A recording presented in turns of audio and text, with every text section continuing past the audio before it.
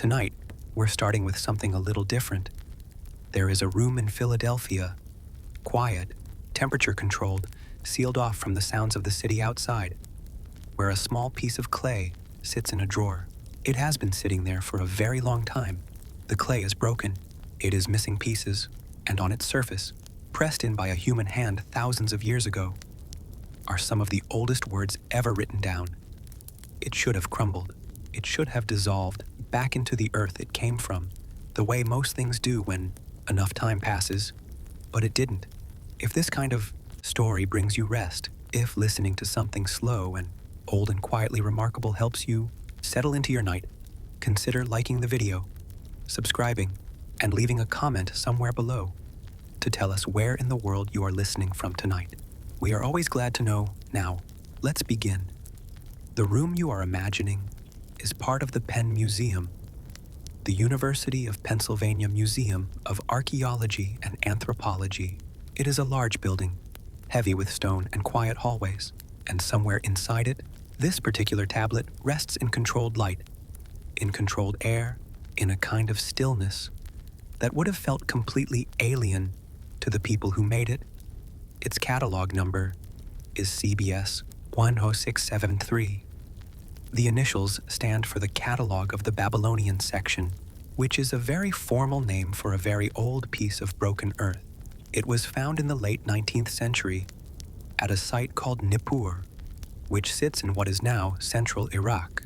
Nippur was once one of the great spiritual centers of Mesopotamia, not a capital city, not a military stronghold, but a place of learning and record-keeping, a place where scribes worked, where clay was shaped into meaning. The people who excavated Nippur were not always careful. Thousands of tablets came out of the ground over a series of expeditions, packed into crates, shipped across the ocean, and distributed to various institutions. Some were cataloged immediately, some waited years, some are still being studied now, more than a century after they were pulled from the soil. CBS 10673 is one of the ones that waited. For a long time, it sat largely unexamined, not because it was unimportant, but because it was broken. And broken things require patience. A tablet with missing sections takes more time to read than a complete one. You have to fill in the gaps carefully, or not at all. You have to be comfortable with the possibility that some parts of the story are simply gone. If you are lying somewhere comfortable right now, you might let your body settle a little further. There is no hurry here. The clay has already waited thousands of years. It can wait a little longer while you find your position, while the weight behind your eyes softens, while the sounds of wherever you are fade gently into the background. This story asks very little of you. You don't need to do anything. You don't need to follow along closely or remember the details. The day has already passed. Your only job is to rest. What the tablet contains, what scholars eventually pieced together across decades of work, is something that came to be called the Eridu Genesis. The name itself carries a kind of weight. Eridu was believed by the ancient Mesopotamians to be the very first city ever built, not the first city they happened to know about. The first city that ever existed, full stop. The one that stood at the beginning of everything organized, everything ordered, everything human, in the way they understood humanity to mean. Before Eridu, in the understanding written into these tablets, there was only silence and water, and the slow turning of a world not yet ready for people. The Eridu Genesis is not a single, complete text. It never was.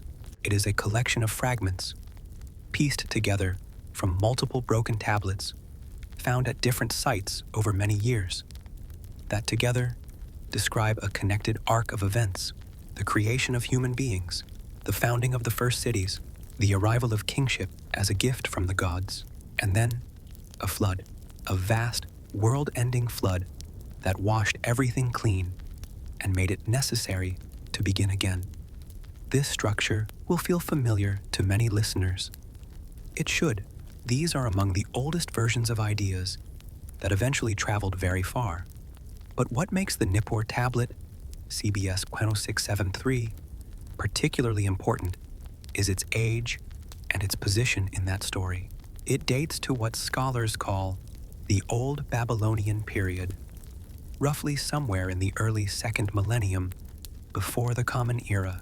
The tablet itself is a copy. The scribes who pressed these words into wet clay were not the original authors of the story. They were students, most likely, young men trained in the Aduba, the tablet house, the school, who copied older texts as part of their education. They pressed their style into clay that had been worked and smoothed and prepared by someone else, forming signs they had been taught to form, recording words they had been trained to record. The original composition they were copying was older still. How much older is something that scholars continue to work through, possibly by centuries, possibly more. Take a slow breath if you like. There is no particular reason to do anything quickly here. The scribal world of ancient Mesopotamia is something that is easy to pass over without really thinking about. People know in a general way that cuneiform existed, that clay tablets exist, that Mesopotamia was a very old civilization. But the daily texture of it, the smell of a schoolroom made of mud brick, the sound of a stylus pressing into clay in the early morning, the weight of a tablet in young hands, that gets lost when we move too fast. The cuneiform script they used was not a simple system. It had taken centuries to develop, beginning as a way to track grain and livestock, and eventually becoming capable of recording poetry, law, mathematics, and history. The signs themselves were pressed with a reed stylus cut at an angle, which is what gives them their characteristic wedge shape. The word cuneiform itself comes from the Latin word for wedge. Each sign began as a picture and slowly became abstract until by the Old Babylonian period, the connection between the original image and the finished sign had all but disappeared. Scribe pressing these signs into clay in a school in Nippur around 1700 BCE was not thinking about the weight of what he was doing. He was probably thinking about getting it right, about not making errors, about the teacher who would inspect the tablet afterward. He was sitting, perhaps on a low bench, in a room that smelled of damp clay and lamp oil, and the particular dusty warmth of enclosed spaces in hot climates. Outside, Nippur carried on. Priests moving between temples, merchants in the lower quarters, the distant sound of water from the irrigation channels that kept the fields alive. Inside, the stylus moved, and the words were recorded again, for another generation, just as they had been recorded for the generation before. Over time, this became normal, the way important things were held, not carved in stone, not printed, not broadcast, but pressed carefully into the earth and left there, season after season, in the dark and the quiet, waiting. What CBS 100673 preserves is a portion of the Eridu Genesis, but only a portion. The tablet is damaged. It is missing sections at the top, at the bottom, and along the edges. What survives is a fragment of a story that was already ancient when it was written down. And the section that is missing, the section that scholars have puzzled over, that makes the recovered narrative feel oddly incomplete, is the beginning, the very opening of the text, the lines that would have explained how everything started, not the flood section. The flood portion, while also damaged, is at least partially legible. Enough survives to trace the broad outline of what was described. The gods deciding, the waters rising, a man building a boat, life continuing on the other side of the catastrophe. Those lines, or something close to them, can be read and studied and placed in context. But the opening of the story, the part that would have described what existed before the cities, before the kings, before the flood, those lines are gone. The clay that held them did not survive. Whether it was broken in antiquity, or in the ground, or in the careless handling of excavation, no one can say with certainty. The lines are simply absent. What remains is enough to understand the shape of what the text was doing. The Eridu Genesis, as best as scholars can reconstruct it, moved through three distinct movements: the creation and organizing of the world, the descent of kingship from the divine realm into the human one, and then the disruption of everything that had been built in the form of the flood. Three movements: a world made, a world ordered, a world remade. The tablet holds the middle and the end of that story, the beginning, the part where order first appeared, where the gods first spoke, where the silence first broke into something. That part is gone. The archive where CBS 10673 rests is a very quiet place. Temperature-controlled rooms have their own kind of hush, a low, steady hum of climate systems, working to keep the air exactly as it needs to be. The light is careful. Nothing moves quickly. The people who work there tend to speak softly, almost without thinking about it, the way people speak softly in certain kinds of rooms without being asked. It is possible to imagine, if you let your mind drift gently in that direction, standing in that room very late at night, after the museum has closed, after the last visitors have gone home, when the hallways outside are dark and the city outside has settled into its own late hours, the tablet in its drawer, the writing still pressed into its surface, unchanged, exactly as it was in a schoolroom in Nippur, thousands of years ago. The words that survived, still there. The words that did not survive, still absent. And somewhere before all of that, before the flood, before the cities, before the first scribe pressed a stylus into wet clay and began, there was a world that existed in a state the ancient writers described as quiet, unformed, unorganized, waiting for something to arrive that would give it shape. The old texts, such as they are, describe that something as coming from above, a gift or an imposition or simply an event, the descent of kingship from the sky, landing on the earth, and with it the beginning of everything that could be counted, recorded, and remembered. That is where the story truly begins, not in Philadelphia, not in the archive, not even in the schoolroom where a young scribe copied words he may not have fully understood, but further back,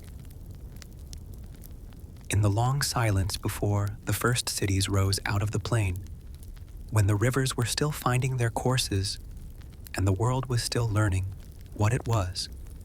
That is where the old texts begin, not with noise, not with upheaval, with a kind of settled quiet, the kind that comes before anything has been named yet, before anyone has decided what a city is supposed to look like, or how one is supposed to work.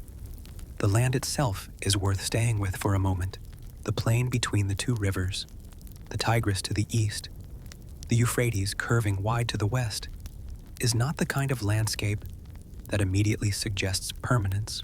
It is flat, remarkably flat, the kind of flat that stretches in every direction without interruption, where the horizon sits low and the sky sits enormous above it. In the wet season, the rivers overflow their banks, and the plain becomes a vast shallow flood, reed beds spreading across it in great gray-green sheets, standing water catching the light in the morning. In the dry season, the same ground bakes hard and pale under a sun that does not apologize for itself. There is no stone here, very little timber. What the land offers, in enormous quantity, is mud, and what the people of this place eventually discovered, quietly, over generations, is that mud, shaped and dried under that same relentless sun, becomes something you can build with, something you can stack, something that holds together long enough to be useful, and sometimes, if circumstances align in particular ways, long enough to survive. The Sumerians did not think of themselves as inhabiting a difficult landscape. This was simply the world. The smell of river mud in the morning was the smell of everything. The slow drag of water through the reed channels was the sound of life going on, as it was supposed to go on. And into this world, according to the texts preserved in fragments, Like the one that rests in Philadelphia, something descended. The Sumerians understood kingship as something that existed before any particular king did. It was an institution, a category of order that had its origins not among human beings, but somewhere above them. The ancient Sumerian king list, a separate document, but one that shares its assumptions with the Eridu Genesis, opens with a statement that has been read and reread by scholars for over a century. Kingship was lowered from heaven, not conquered, not invented, not built up slowly through politics or force of personality. Lowered, as if it were a gift, set down carefully from a great height, placed on the earth like something delicate, something that required steady hands. The Sumerians believed this. The surviving texts present it not as mythology, in the way modern readers might use that word, as something poetic, but not quite literal, but as a plain account of how things had come to be arranged. The gods, in this understanding, were not distant or indifferent. They were architects, organizers, the ones who had decided that the world would have cities, that cities would have rulers, that rulers would maintain the order that made everything else possible. And having decided this, they had arranged it, quietly, methodically, in the way that serious builders arrange things, without drama, without announcement, with steady attention to how each piece would fit against the next. The first city to receive this gift, in the telling that the fragments preserve, was Eridu. Eridu sat near the edge of the marshlands, close to where the rivers lost themselves in the shallow waters of the south. In the ancient understanding, it was the oldest place, not just the oldest city, but the place where the boundary between the ordered world and the watery formlessness beneath it was thinnest. The god associated with Eridu was Enki, who in Sumerian belief held authority over the deep waters beneath the earth, over wisdom, over the arts of civilization. It was fitting, then, that the first city would sit at that edge, rooted in the dry world, but close to something older and wetter and harder to name. What Eridu looked like in these very early periods is something archaeology has given us partial answers to. The site was excavated in the mid-20th century, and the layers beneath the surface told a long story. A sequence of temples, built one on top of another, each slightly larger than the one before, each using the same basic orientation, the same basic materials, the same basic logic of construction.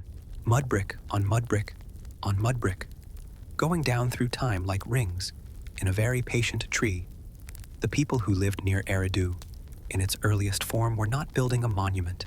They were building a place where the daily relationship between the human world and the divine order could be maintained, a place where offerings were made, where the duties of the city could be organized, where the rhythms of planting and harvest and labor could be observed and recorded in the understanding that these rhythms were not accidental, that they were part of an arrangement someone or something had intended. Life there was slow. The air would have been heavy and warm for much of the year, carrying the reed smell of the marshes, the flat mineral scent of drying mud, the occasional drift of wood smoke from cooking fires somewhere nearby. The sounds would have been mostly water sounds, the push of the river, the settling of a canal bank, the wind moving through the reeds in long, continuous passes. For a while, this was enough. Eridu existed. The world had a center, even if it was a small and muddy one. The next city to receive kingship, in the order the texts preserve, was Bad Tibira, further north along the river plain, set back from the marshland edge, more agricultural in its orientation.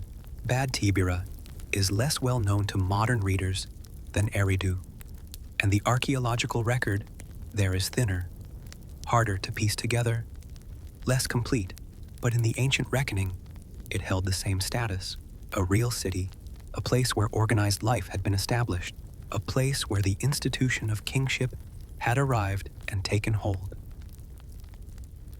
After Bad Tibira came Larak, and after Larak, Sippar.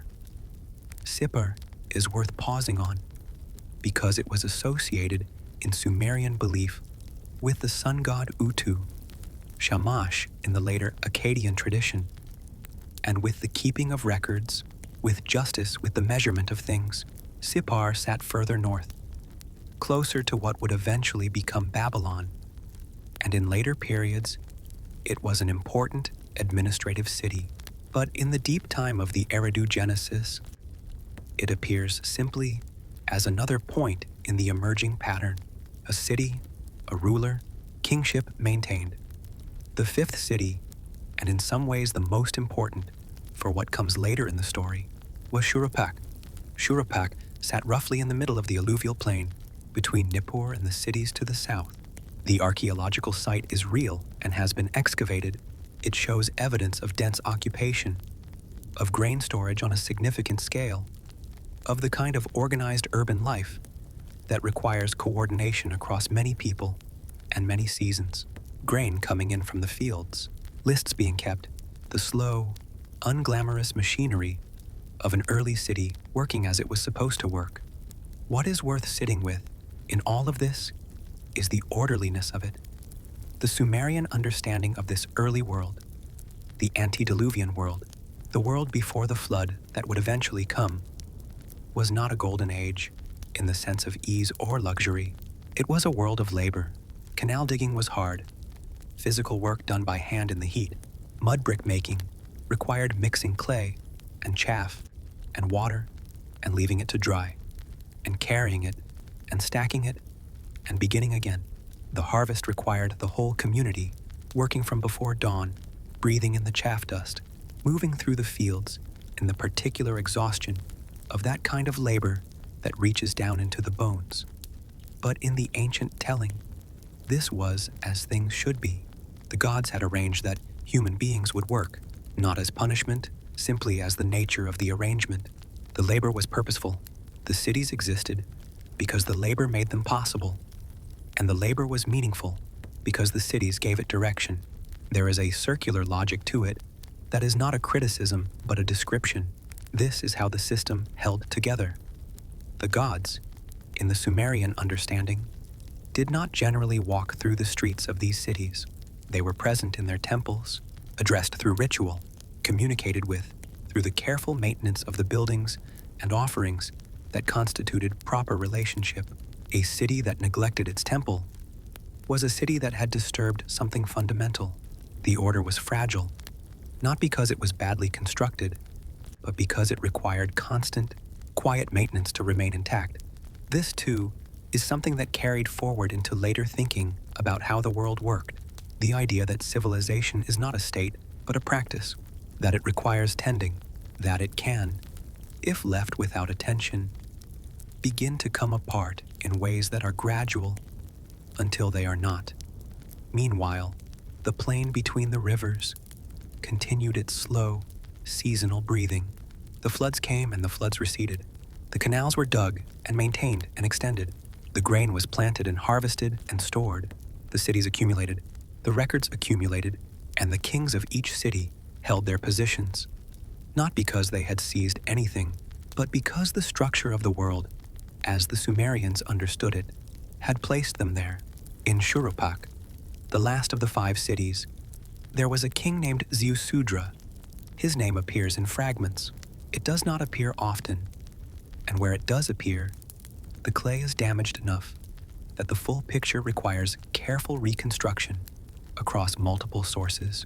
But Ziusudra is there, in the surviving lines of the Eridu Genesis, as the ruler of Shuruppak in the period just before everything the text had been quietly building toward would arrive.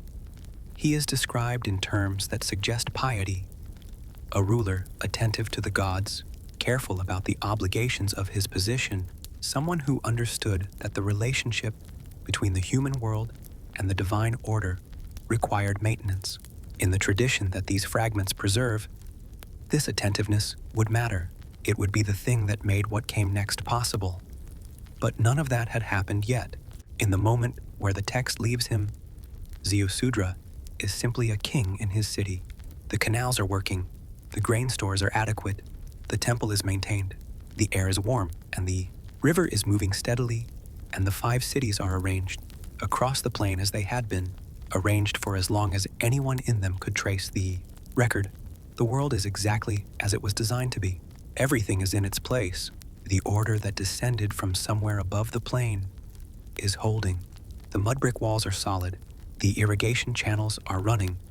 And somewhere in the archive of the text, in the lines that have not yet been damaged, in the portion of the story that is still intact, the account is moving forward toward something. Not quickly, not dramatically, but steadily, the way water moves in a canal. Quiet, purposeful, in a direction already chosen. Ziusudra stands in his temple in Shurupak, and the world outside is perfectly still. The world outside is perfectly still. That stillness is where the text lives for a moment, in the calm of Shurupak, in the regular rhythm of a city that is working as it was built to work. The grain is stored, the canals are running, the temple is tended. Ziusudra moves through his days with the kind of steady, unhurried attention that the ancient texts associate with a ruler who understands his position not as power but as obligation. His name, in the Sumerian, carries within it the idea of long life, something like he who saw life for many days. It is a name that feels deliberate, not the name of a warrior or a conqueror, but the name of someone who was supposed to endure, someone who was intended to last.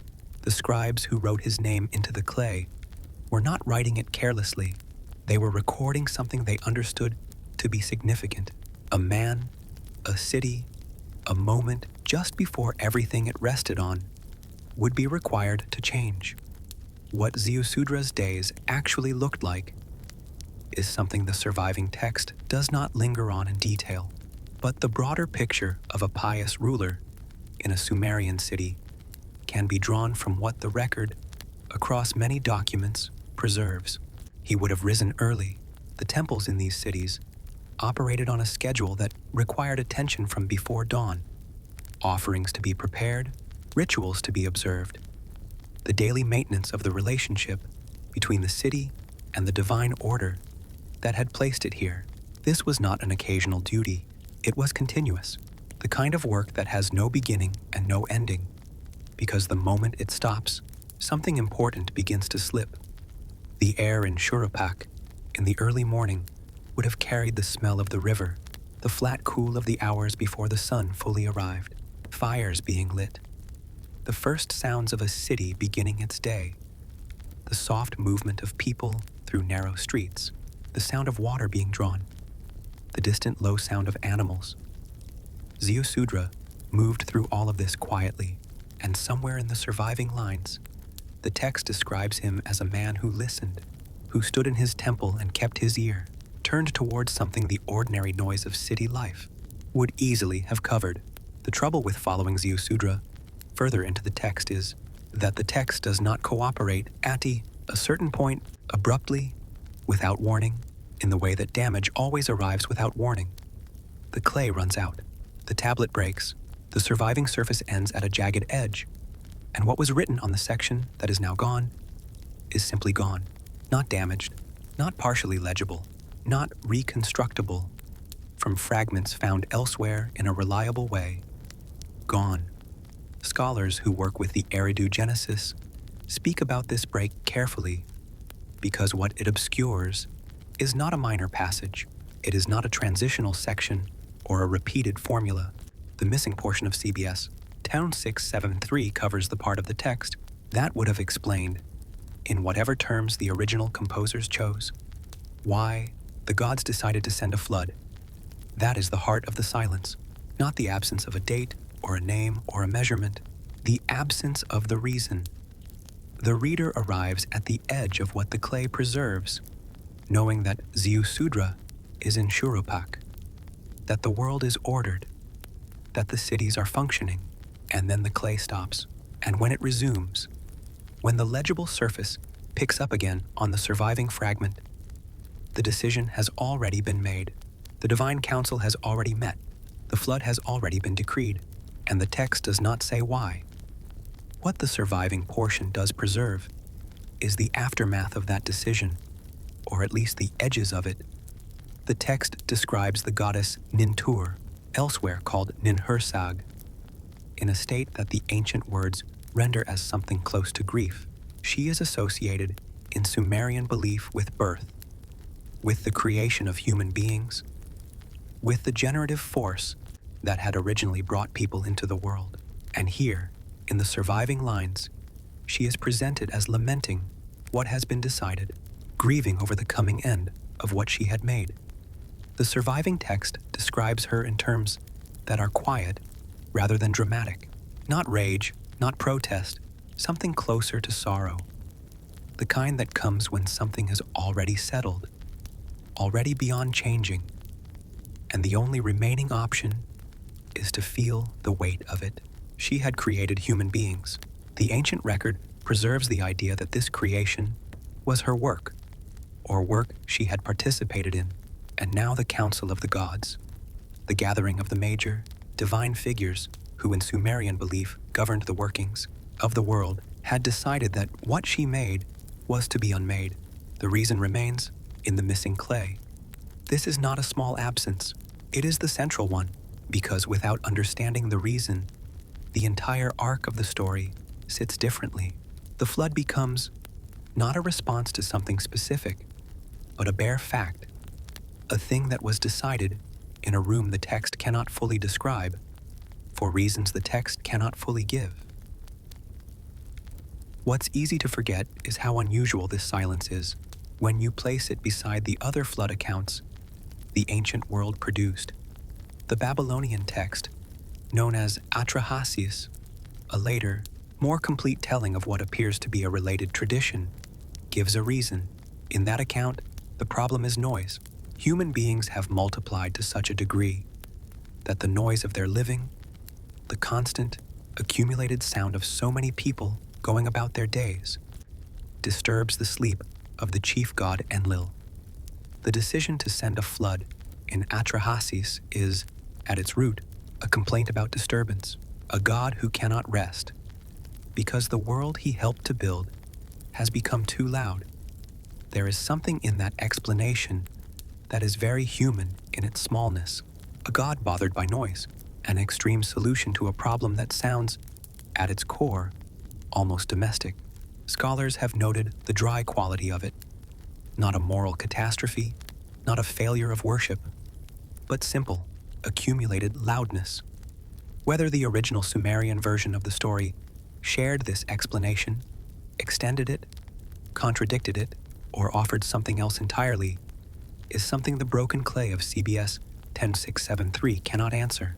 The Sumerian text predates Atrahasis, and the relationship between the two traditions is something scholars continue to examine. They share structural elements: the flood, the survivor, the boat, the continuation of life on the other side. But the interiority of the decision, the divine conversation that led to the water rising, is not something the Sumerian fragment has chosen to preserve, or rather, it is not something the fragment was able to preserve once the clay that held it was gone. What remains, in the part of the Eridu Genesis that can be read, is the emotional texture of the moment, rather than its logical structure. Nintur's grief, the council's decree, the weight of a decision that had already been finalized before the surviving clay begins again. The council itself, the assembly of the gods who in Sumerian belief governed the fate of both the divine and the human world, was not a noisy institution. The ancient texts describe these gatherings with a kind of procedural solemnity. Things were decided according to order. The major gods spoke. The decree was formed, and once formed, it carried a quality that the Sumerian word, most often translated as word or decision, carries with it. Something binding, something that could not be easily reversed, something that partook of the same permanence as the order it had been used to establish. The decree to send the flood was that kind of decision, not an impulse, not a reaction formed quickly in anger. By the time the surviving text picks up the thread again, the decision exists as a settled fact. The council has spoken. The waters will come. The world that had been built so carefully, city by city, canal by canal, mudbrick by mudbrick, will be returned to the condition it was in before the order descended. How the people of Shurupak went about their days during this interval, whether they sensed anything, whether the animals along the riverbanks behaved differently, whether the quality of the air changed in some way that could not quite be named, the text does not say. In the ancient understanding, the decree of the divine council was not a thing that announced itself to ordinary people. It was made in a space they could not access, in a register they could not hear. The world continued. The grain was stored. The canals ran. The temple was tended. And above the plain, in whatever conceptual space the Sumerians imagined the divine council occupying, the decision that would end this particular arrangement was already complete. There was, however, one point of pressure in the sealed logic of the decree. The god Enki, associated with Eridu, with wisdom, with the deep waters, with the arts that had made civilization possible, occupied a position in the divine assembly that was not straightforwardly simple. He was among the major gods. He had participated in what the world had become, and the surviving lines of the text suggest that something in him resisted the clean finality of what had been decided. Not openly, the structure of the divine council did not easily accommodate open dissent. A decree once formed was a decree. To challenge it directly would have been to act against the very principle of order that the council existed to maintain. But Enki was also the god of wisdom, and wisdom, in the ancient world as in many others, has always found ways to work within the rules, while bending their application toward outcomes the rules alone would not have produced. The text, where it is legible, positions him carefully. The flood is coming. The decree is made. The walls of Shurupak stand in their ordinary quiet, the people inside them unaware of what the space above them has already decided. And somewhere at the edge of what the surviving clay records, Enki turns, not toward the council, not toward the heavens, but toward the earth, toward one city, toward one wall, toward one man standing in his temple in the last ordinary morning of the world as it had been arranged. Enki turned toward the earth. That is the movement the text preserves. Not a dramatic turning, not an announcement, but a quiet reorientation, away from the council, away from the sealed decree, toward the flat plain, toward the city, toward one ordinary wall made of bundled reeds, standing at the edge of a house in Shurupak. What the surviving lines of the Eridu Genesis describe is something that has struck scholars and careful readers for a very long time, not because it is violent or extraordinary, but because of how specific it is, how precise. Enki does not appear to Ziusudra directly. He does not send a messenger. He does not write in fire or speak in thunder. According to the text, he addresses a wall, a reed wall. He speaks his warning to the wall, and Ziusudra, standing on the other side of it, present in the ordinary way, a person stands near the wall of his own house, hears what the wall is told. It is the most careful possible circumvention of the logic that bound him. The decree said the flood would come. The decree said the human world would be returned to water. But the decree had been addressed to the gods, spoken in the register of divine assembly, formed in the space of divine decision. Enki had not broken it. He had simply found the edge of it and spoken just outside that edge to a reed wall on a morning that was otherwise unremarkable. Whether Ziusudra understood immediately what he was hearing, or whether the meaning settled slowly into him, the way water settles into cracked earth, the text does not dwell on. What it moves to is the instruction. Build a large boat, roof it completely, leave no opening through which the water can enter, seal it well. The construction of the boat in the Eridu Genesis is not treated as a frantic event. The text does not record panic or grief, or the kind of urgent running that modern imaginations tend to supply when they encounter the idea of a flood coming. The surviving account moves through the preparations, with the same measured quality that has characterized the whole text from the beginning, as if the building of a very large sealed vessel were simply another form of the careful, methodical work that the antediluvian world had always required of its people. Reed boats were not unusual in this landscape.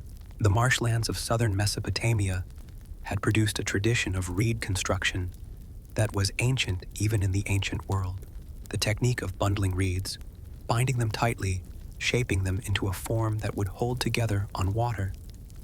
This was knowledge that existed in the hands of the people who lived near these rivers and marshes. What the text describes is something larger than ordinary, sealed in a way that ordinary boats were not, but built from the same fundamental understanding of the same fundamental materials. The pitch that sealed the hull had a particular smell, dark and heavy and slightly sweet in the way that certain resins are sweet, with something beneath it that sits at the back of the throat.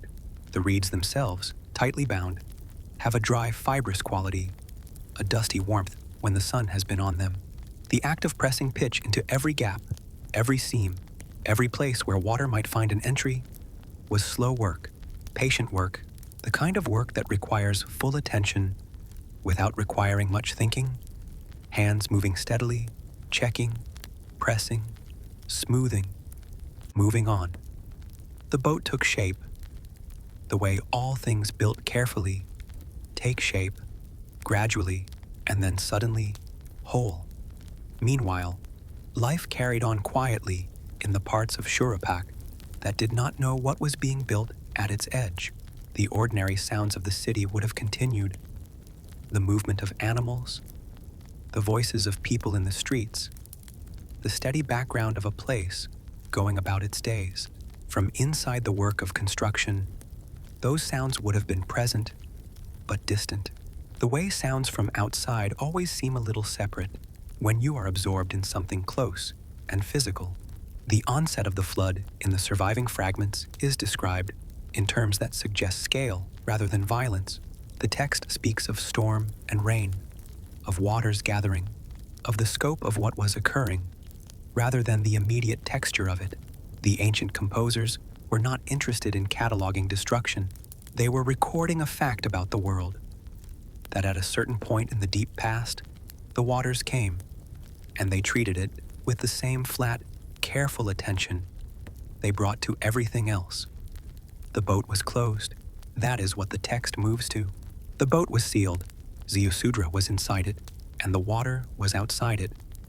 What that interior would have felt like is something that can be held gently in the imagination without requiring detail. The space inside a large sealed reed vessel, sitting on rising water, is a space defined almost entirely by sound. The rain on the pitched roof. Not sharp, not violent, but continuous, heavy. The sound of water meeting a solid surface and running off it in streams. The movement of the water beneath the hull. A slow, deep rocking. The kind that has no frequency you can predict. That simply continues without pattern and without pause. The smell of the pitch, warm now from whatever heat the interior retained. The smell of the reeds, the smell of the animals. If the later tradition of including animals reflects something present in the earlier one, though the Sumerian text on this point is fragmentary, the darkness inside would have been near total, or close to it. A sealed boat with no opening admits very little. What light there was would have been whatever crept through the material itself, a dim, reed-filtered quality, more the idea of light than light itself. There was nothing to do. That is the simple truth of it. The outside world was doing what it was doing, and the inside of the boat was doing nothing but floating. The most active thing available to anyone inside that space was breathing and listening and letting the motion of the water move through the body the way it does when you stop resisting it, when you stop bracing and simply allow the rocking to carry you.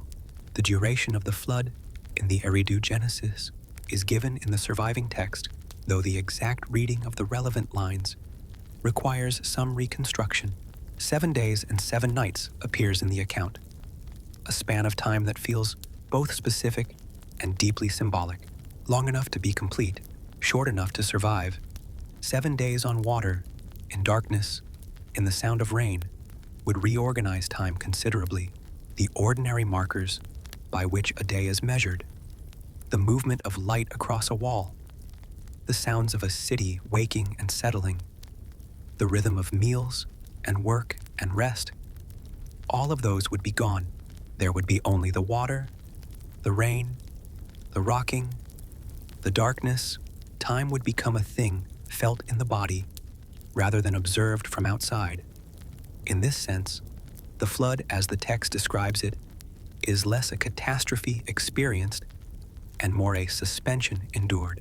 The world was being remade outside, inside the sealed hull, a remnant of the old world.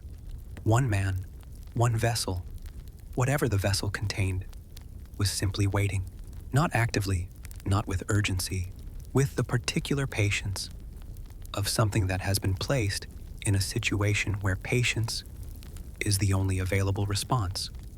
The rain on the pitch has a sound that does not vary much. It changes slightly as the rain changes, heavier, lighter, steadying into a continuous sheet, but it never stops being what it is. After a while, that constancy becomes its own kind of shelter. The sound is always there. It fills the space. It covers everything else. There is nothing underneath it to worry about, and nothing above it to anticipate. The water carries the boat. The boat carries its contents. The contents breathe and rest and wait. What people rarely noticed, thinking about flood accounts, is how much of them is simply time passing, not event after event, but the same state continuing, water and rain and darkness and the slow movement of a floating thing on a surface with no edges visible. The ancient composers understood this. The text does not try to fill those 7 days with incident. It records their existence and moves through them without embellishment, which is its own kind of accuracy. On the 7th day, or when the account reaches its 7th day, the storm quiets. The text describes this not as an explosion of relief, but as a slow diminishment, the rain lessening, the wind dropping, the particular quality of sound that exists when continuous rain finally stops, a ringing absence, strangely loud in its own way, the world present again in its underlying stillness, and then, in the surviving lines, light. The text describes the sun god Utu, Shamash, the keeper of records, the measurer of things, appearing, sending his light across the water. The image the ancient words produce is of a vast, flat surface, the boat resting on it, and the light of the sun touching everything that the water now covers. Ziusudra opened the boat. The surviving account records this moment with the same steadiness it has maintained throughout, not triumph, not collapse, a man opening a sealed door, and light entering a space that had been dark for 7 days, and the water outside catching that light and returning it in all directions. The plain between the rivers, the flat, enormous plain where 5 cities had stood, and canals had run, and scribes had pressed their style into wet clay, lay under the water. The ordinary world was gone. The surface of things was changed. The boat rested on the water, quiet and still. Around it, in every direction, a silence of a different kind than any the plain had held before. Not the silence of early morning, or the silence of a sealed archive, or the silence of a temple before the day's first offerings. The silence of a world between what it had been and what it was about to become. The silence settled over everything. The water was still, the boat was still, and Ziusudra stood at the opening he had made in the sealed hull, looking out over a surface that caught the light of the sun and gave it back without any of the shapes the world had once imposed on it. No banks, no city walls, no reed beds marking the edges of a canal, just water reaching to where the sky met it, and the boat resting at the center of all that open space. The surviving lines of the text describe what he did next with the same economy they have used throughout. He prostrated himself before the sun. He offered sacrifice. The ancient word used for this act carries the sense of something owed rather than something offered freely, a recognition that what had happened was larger than his own survival, that the life continuing in his body was not entirely his own to account for, that some acknowledgement was required of the order that had, through one carefully placed conversation with a reed wall, decided to preserve him. The water receded, slowly, over days or weeks. The text at this point is fragmentary again. The clay worn or broken in ways that lose the pacing, but receded. The plain emerged from beneath it, and the ground that had been underwater returned to the condition of mud, which is where this particular part of the world had always begun. Mud and flat earth, and the enormous sky, and the Tigris and the Euphrates, finding their courses again through a landscape that had been rearranged. What Ziusudra found when he walked out onto that emerging ground, the text does not describe in detail. The surviving account moves quickly now toward the divine response to what he had done and what he had preserved. The gods, or the portion of them that had mourned what was decided, receive him. The account, in what can be pieced together from the damaged portions, grants him something extraordinary, not just life, eternal life, a place in a land far to the east, a place called Dilmun in the Sumerian tradition, associated with purity and distance, and a kind of paradise at the edge of the known world, a survivor carried beyond the range of ordinary human ending. The text, at this point, has arrived at what it set out to record. It is worth returning, at the end of all of this, to the room in Philadelphia where a small piece of broken clay sits in a drawer in a temperature-controlled archive. The same tablet, the same catalog number, CBS 10673, recovered from the ground at Nippur in the late 19th century, sitting largely unexamined for years before scholars began the slow work of reading it and placing it in relation to the other fragments that belonged to the same tradition. The tablet is not large. It can be held in two hands. Its surface is uneven, worn at the edges, damaged in ways that are irreversible. Some of the signs pressed into it are clear. Others are partially legible. Others are gone entirely in the sections where the clay did not survive. Looking at it now, knowing what it holds and what it does not hold, what it carried across 4,000 years and what it lost along the way, it sits differently than it would if you encountered it without context. It is heavier somehow, not in weight, in implication.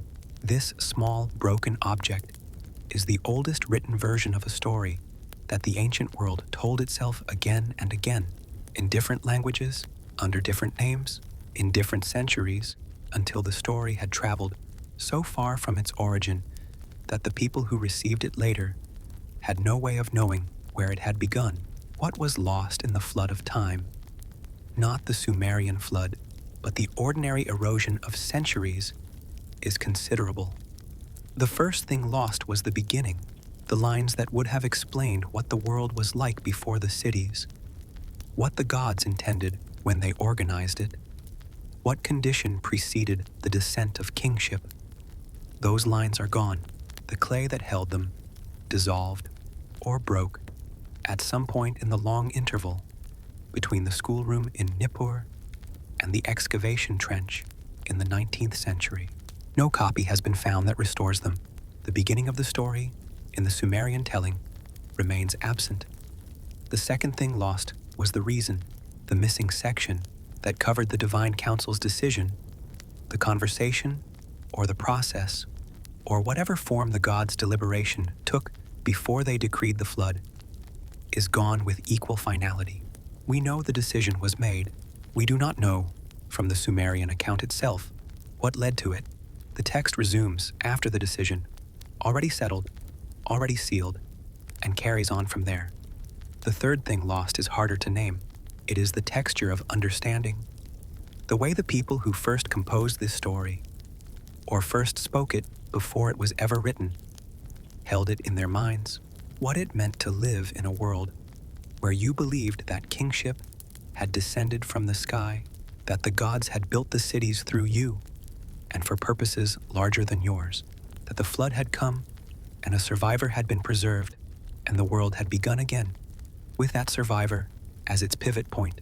The felt meaning of the story, the way it organized experience for the people it belonged to, that is the thing that cannot be recovered from clay, however carefully the signs on its surface are read.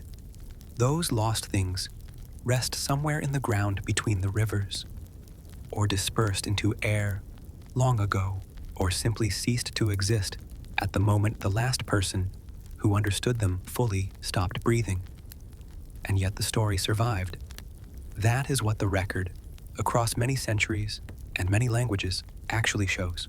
The core of what the Eridu Genesis preserved, the idea of a flood, a chosen survivor, a vessel, a world remade, did not disappear when the Sumerians who first organized it eventually gave way to other peoples and other empires. It moved. It was translated, adapted, retold, pressed into new clay in new languages by scribes who may or may not have known exactly where the material they were working with had originated. The Babylonian tradition that produced the Atrahasis text took the same essential arc and extended it, filling in some of the silences the Sumerian version had left open, adding the reason, that accumulated human noise, and extending the detail of the flood itself and the survivor's experience of it.